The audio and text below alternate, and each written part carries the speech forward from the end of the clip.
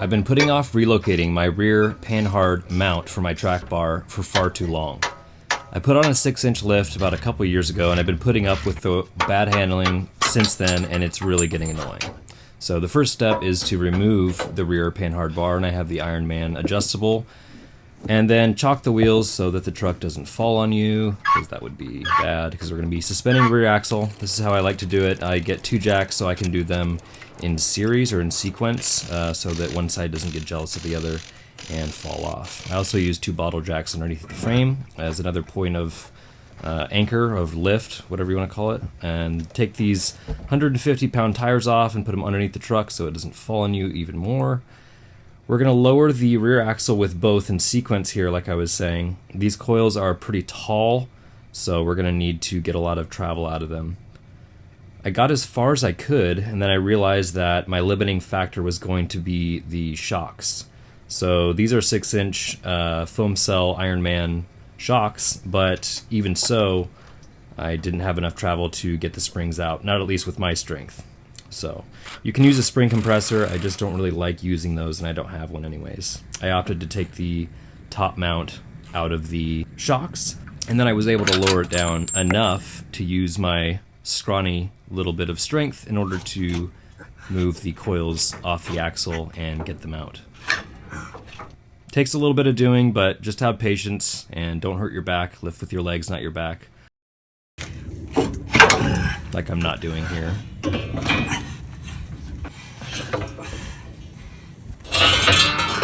So here's where we're at with the Eimkeith Panhard Relocation Kit. This is a 2-part kit. It comes with the axle side, which we have here. What I'm basically doing is just putting it up here, mocking it up, and then I'm going to take a flap disc to the axle so that I can get a good surface to weld to. I wanted to have the coil out while I did this so I could access the back here and have enough room so I didn't burn anything, any brake lines, and be able to get into the tight little spots. And essentially what this does is it allows you to go back to your stock mounting location for your Panhard bar. And then there's 2 additional holes here for a lift. Obviously, I think this is for 6 inches. And then the corresponding side over here on the frame side is going to have 2 different holes, stock, and I think for 6-inch. I'm not quite sure. The idea behind this kit is so that instead of just having one leveraged mount, a higher mount like the Delta, you have 2 if you're going to lift it as much as I have. So these are 4-inch coils. We're gonna install them afterwards, but I also have the aluminum body lift kits, which are about 1 inch. For the frame side, I just took a paint pen and marked where I need to remove the paint with the flap disc, and then I removed it. Got all my surfaces ready to weld. Probably could have done a better job, but we're just going to be using this flux core welder. So this is 035 wire using the titanium Harbor Freight flux core welder.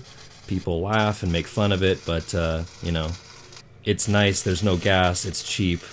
I know how to work with it. I've been working with it for a while, so I like using it. You preheat your material so that you get better pen. I just spent about 2 seconds on the parent materials and then about 1 second on the Eimkeith bracket itself to make sure that I got good pen into the axle and the frame. Make fun of the welds all you want, and it gives that little spatter, but it'll hold. Maybe. I guess we'll just have to subscribe to see. I made sure that I put the bolt through so that it remains true throughout the welding process. Because of thermal expansion, there could be some issues where the bolt wouldn't fit through and you'd have to hog it out. So bolt went through and welded up. Again, it looks kind of silly. I didn't even take an angle grinder to it, to be honest, because I just don't care. So it ain't going nowhere. These are 4-inch coils again, so they went in relatively easy compared to the 6-inch coils. I did make sure that I put the bolt head on the inside so that the bolt wouldn't be sticking out. I probably got the wrong length anyways. You will need hardware because it's a captive nut on the stock Toyota side. It's a blind threaded hole. Just wanted to make sure that everything's lining up before I start welding the frame side. It lined up pretty well, got the bolt through, and then I used the adjustable threads on the Ironman Panhard bar. And again, I just want to make sure that I can get the bolt hole through, because it's a little too late by now anyways. But yeah, I got everything painted and was able to lightly tap the bolt through. All right, so I just buttoned everything back up. We have a success, and I was basically just guessing which holes to put it in. That's what she said. Michael. Anyways, the angle, as you can tell, is maybe 2 degrees, 3 degrees, really flat. So the Delta 5-inch probably wouldn't have even covered this. Maybe it would have, but anyways, having that adjustable is very useful, especially with this, even though it should line up with the original track bar. This is a little bit thicker diameter, thicker wall, I believe, than the regular one as well. So all is well. I had to get some new hardware and put this on from the other side. But yeah, it drives 100% better. Now, as far as the overall way the truck sits now, and especially, yeah, it just drives so much better. I was thinking about lowering the front, taking the pucks off, but I kind of just like the way it looks now, because every landcruiser has a bias of being a little stink buggy, meaning that the front here is kind of like this. I kind of like, it's kind of like a pre-runner look, if you will. And it may settle, I don't know, after a while, but I think I'm just gonna leave it as is. So really like the way it came out. Again, 4-inch springs with the 1-inch body lift, obviously.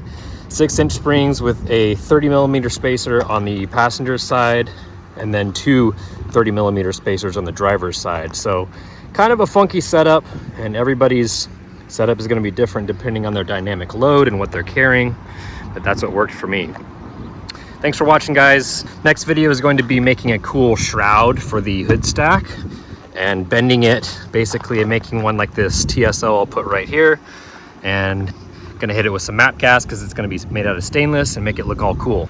If you have any questions, as always, comment down below. Thank you all for watching. Appreciate all you guys' time and subscribing, and have a great day.